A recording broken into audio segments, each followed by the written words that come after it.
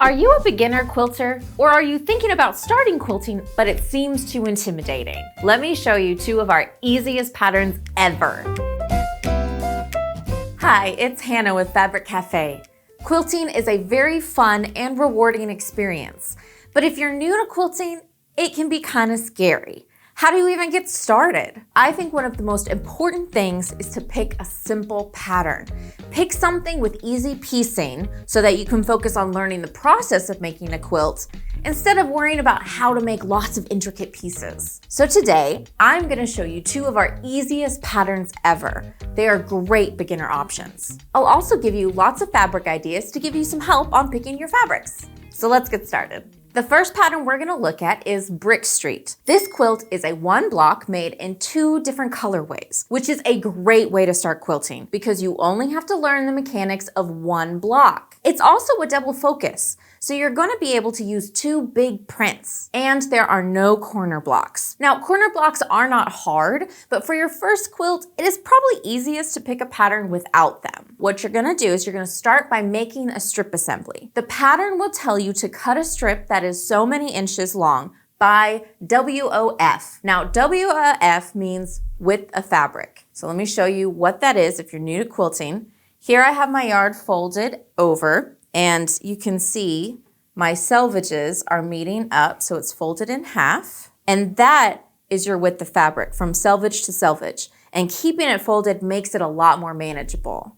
So I would just look at how many inches wide I needed to do it here, and then I cut it like that down the fabric. Here we have a strip like that. You can see our selvages. And there we have our nice long strip of fabric. Now I would press this out before I sewed my strip assemblies just to get a nice clean line. We're gonna have another strip that we're gonna sew on this side, and then another strip that we're gonna sew on this side. And that's how you make a strip assembly. It's just you take your long width of fabric strips and you sew them together on these long edges. And some of them have two fabrics, some of them have three, some of them have more. It just kind of varies on what we're doing with the pattern. But in this case, we have three. And once they're all sewn together, this is what it's gonna look like. So we have these nice strip assembly right here. For this pattern, you're gonna make two full and one partial strip assembly. But don't worry, a partial strip assembly is still super easy. All you're doing is trimming your strips down a little. We had our long width of fabric strip that we cut like normal. That's how you start. You start by making your width of fabric strip first, and then you just trim it down. So here we have our long one. After I cut it with the fabric, I would open it up and then I would trim it to the size I need. This is all I need. For our fabric number 2, the one that goes on both sides, it's even easier because we get 2 out of it. So we have our long with the fabric strip. You're going to get 2 cuts out of that one. And then you would sew a strip assembly like normal. Sometimes we do this in patterns to utilize as much fabric as possible. And it cuts down on your sewing time since I don't need another full assembly. Once you have your strip assembly sewn, you're gonna cut your blocks off of that. And that is your block. So that's super, super simple. Your second block is made exactly the same, it's just a different fabric combination. Here we have our second strip assembly. See, it's made exactly the same way. We have a big strip in the center with 2 small strips on the sides. And then you cut a block off of that. So it's super simple. You only have to learn how to make one block. And then when you start putting your quilt together, you're gonna assemble your rows following our diagram. This one gets rotated. You're gonna have another one of these alternating here. And then your second row just starts with this block, and then this one goes like that and you alternate.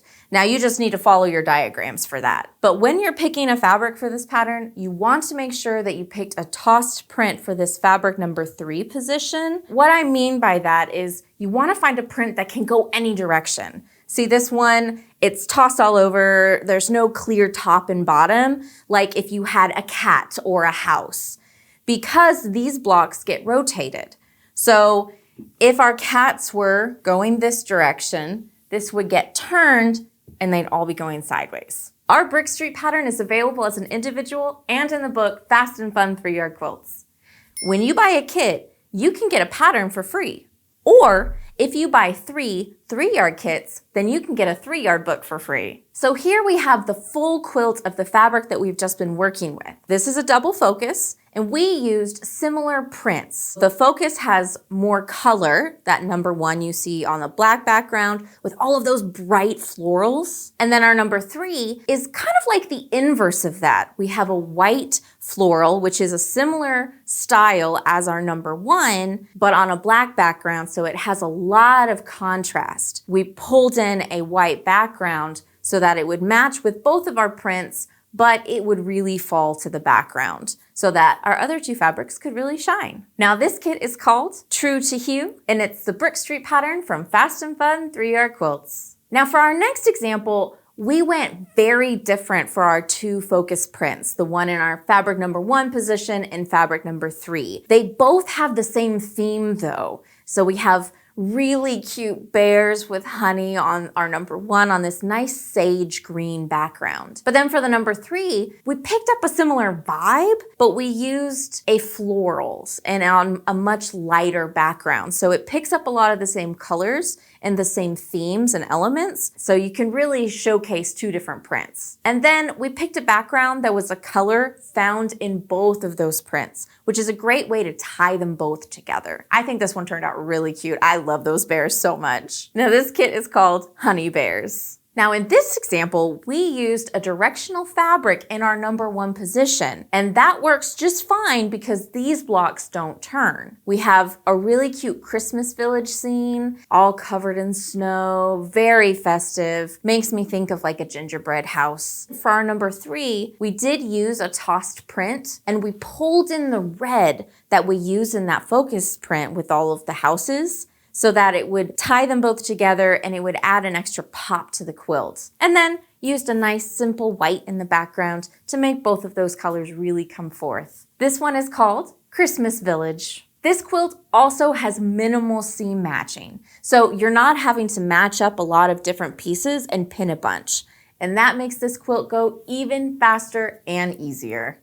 I wanted to show you another pattern that was super easy because every quilter has their own taste and style. The next one is Wanderlust from Weekend 3-Yard Quilts. This is another quilt made primarily with strip assemblies. We just have one more step. Strip assemblies make quilts go super fast because you're not having to do a lot of little cutting steps. I really love the vertical line that this quilt has. It kind of looks like one of those ribbon photo collages to me. This quilt starts the same way our Brick Street pattern did, with some strip assemblies. And notice this one has 3 different strips. We have kind of medium of our focus print, then we have a smaller one of our fabric number 2 to separate them, and a nice big wide strip of our fabric number 1 to show off our fabric. We are going to cut a block off of that, and that is all you have to do for your block A. Block B, here we have another strip assembly, 2 smaller strips of our fabric 2 on either side of a nice wide strip of our fabric number 3. And you're gonna cut off a unit. Here's where things get a little bit different. Instead of this being your finished block, we're gonna sew strips on both sides so that we'll have a border all the way around of our fabric number 2. To do this, we're gonna take long width of fabric strips and sew them to the sides of our block. And then we would just press this and trim it even with top and bottom. You're gonna repeat that on the other side, and you will end up with a block like this. Now you can really speed up your sewing here by chain piecing these side strips on. You sew multiple blocks onto the strip at a time, just leaving a little space between them to press and trim. Here's my strip. I'm gonna take 1 unit, sew it on. Of course, you're gonna sew right sides together like that. I'd take another one and I'd leave a little bit of space right there and sew that on. And I would just keep on going down the long strip until there was no more long strip left. And that's gonna really speed up your sewing. Now, when we're assembling our quilt, you're gonna take that first block we made. It's gonna go first and we're just gonna rotate it. We're gonna take our bordered block and put it next to it. Then we would put another one of these on this side and then just keep alternating with our second row starting here and then another one of these blocks coming. Now I recommend laying all of your blocks out before you sew any of your rows together. This helps you double check with the quilt diagram that you have all of your blocks facing the right direction and that everything is where it's supposed to be. And that's gonna save you some seam ripping if it's all laid out correctly first. Now in this pattern, you can use directional fabric in your number 3 position because this bordered block can be turned whatever way you need when assembling your rows. See, we could do it this way and it still looks correct. We could do it this way, that's still correct. But your fabric number 1 in this pattern needs to be tossed because remember we made it like this and that would be going all the right direction, but then the block gets rotated. And so then whatever we had that was directional will be going sideways. Now this pattern is only available in the book Weekend 3-Yard Quilts, but there are 7 other patterns in this book that are super fast and easy. So if you're just getting started, this is a great book to get. Here we can see the one with the fabric that we've been working with for our pieces and parts. And that fabric number 2 does a lot of work in this pattern. It allows you to use 2 big prints because you're separating them. It's framing that number 3 fabric and it's keeping the big prints from being right next to each other, which helps keep your quilts from getting too muddy or clashing. It lets you still see all of the piecing. And I love all of the blue that we have in this. It's very monochromatic, very soothing. I like that our number 1 is on a lighter background and the number 3 is on a really dark. I like how many different shades and textures of blue we have. It turned out really nice. Now this kit is called Cerulean Rhythm using the Wanderlust pattern from Weekend 3-Yard Quilts. In this version, we used a directional fabric in the number 3 position so that you can see how it would work. All of the words are going the right direction because that block can be turned to make the directional fabric work. And in this one, we used 3 different prints, but they're all very different scales and colors,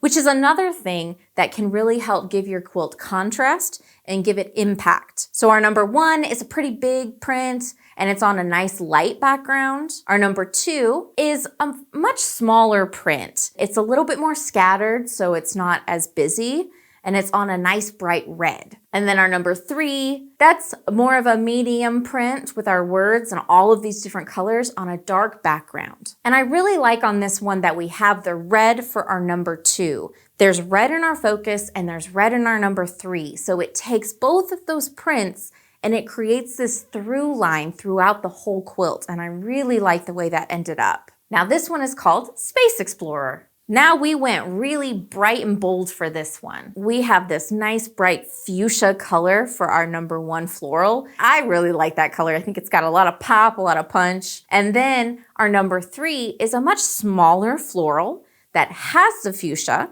but it also has a darker teal in it, which is a contrasting color, but it still coordinates really nicely. So what we did to pull those 2 together, we brought in a nice light teal in our number 2 position. And it really pops against our number 1 and it brings in continuity with that fabric number 3 and kind of helps tie everything together. And it really lets you see that vertical movement that we have in the quilt. Gives it a very nice modern flair. This one is called Fuchsia Fun. So if you're just getting into quilting, one of these patterns would be perfect for you. If you would like to get some tips on the basics of quilting and how to get started, then be sure to watch the video that pops up next. Happy quilting!